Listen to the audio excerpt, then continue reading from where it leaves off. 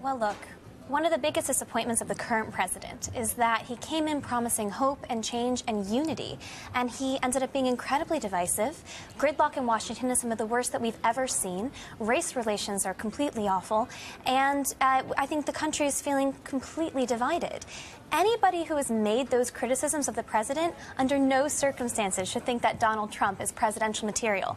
You only need to look at his comments on women, or only his comments on Mexicans, or only his comments on Muslims to know that he is a great divider. But put them all together, and this is somebody who is going to tear us apart.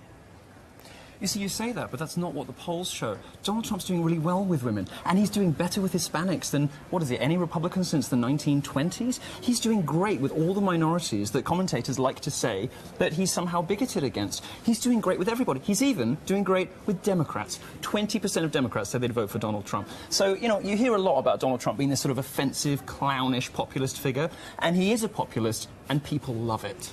These polls are terribly skewed at the moment because there's so many Republicans on that national stage. People are looking to him. They're, big fans of his, but they're only at that 30% mark. He has never polled over that 35% mark, and that's because his unfavorability ratings are sky high. They're so much higher than any previous presidential candidate who's actually looking to get the nominations has been. People are polling at 60%, 55%, saying that they will never vote for him. So yes, at the moment, because other people are splitting the votes, he's doing very well. But when you have 60% of the population saying they will never vote for this man ever, put him up against Hillary Clinton, put him up against Bernie Sanders, and he will fail.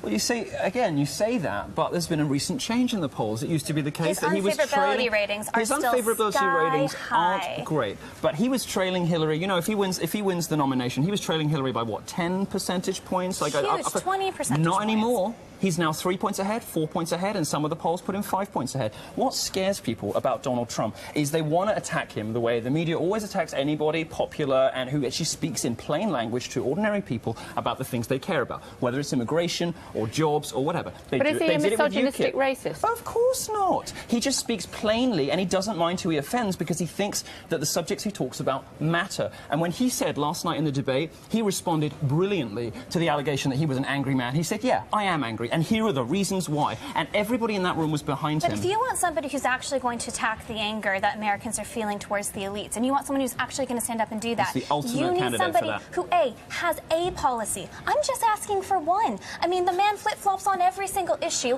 All he says is, I'm going to make America great again. He's totally consistent on immigration. And by the way, saying that millions of people, regardless of who they are individually, cannot come into your country is not an immigration policy, it's also not constitutional. As Rand Paul has pointed out many times, so much of what he proposes... People agree with him. And, people do not agree with overthrowing the Constitution in America. I promise you that. Donald Trump was saying, let's look at whether we should have a temporary halt on Muslim immigration before Cologne. Now Cologne has happened, the whole game has changed. I don't think Americans the whole game are watching has changed. Germany, and they're thinking, oh my goodness, we do not want this in America. I don't think and that the only Americans have Republican become racist candidate, Don't do pointy fingers. The only Republican candidate who was saying this was Trump. Trump has been right about immigration, over and over and over again, and he's been ahead of everybody else doing it. There are deeply conservative candidates like Senator Ted Cruz who are very skeptical of immigration and who have come down hard, who have even said, I want to build a wall with Mexico. Now, I don't particularly... Well, he said it after Trump. I don't particularly want to subscribe to that, but there are other candidates out there who are offering these ideas to voters. And they're polling at 2-3%.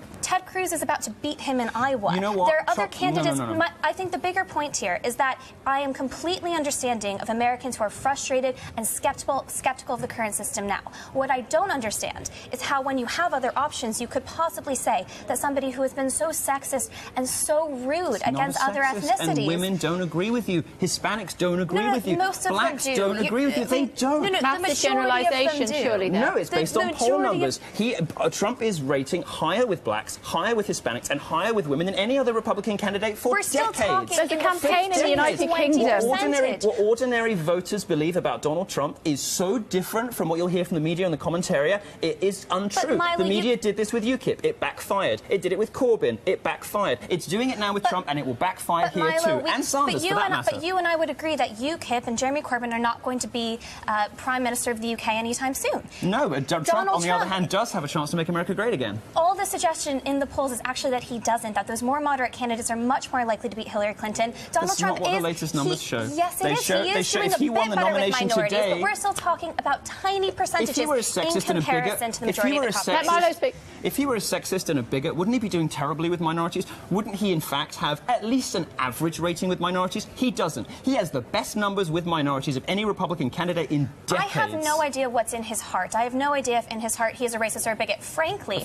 I think I'm not sure he is either. He's such a populist. Look how many women are in his businesses. He is such a populist that I think if Americans were skeptical of young white women coming into the country, he would go on TV and say that we should ban them. He is such a populist. All he is doing is trying to feed in to what he thinks is going to make him a winner and get him votes, which is why we've seen him flip-flop on every single issue. He's been willing to say anything. I think people are feeding into him to some extent because they like that he isn't PC, they like that he's an alternative to the establishment, but a man who had the opportunity to actually talk about the serious issues ran with fear and emotion and has made outrageous and hurtful and wrong comments. He's lied on air. You see, where we differ is rates. I don't care about feelings. I don't care Do you care about offense facts? taking. Do you care about the facts? Do you care about lying about the number of people? I don't care about offense taking. I don't care about feelings. You say, oh, he's so offensive, he's so bigoted, he says the awful things about women. American voters don't care either. They agree with him and they agree with me. I care about facts and I care about the Constitution and I care about upholding the rule of law. And Donald Trump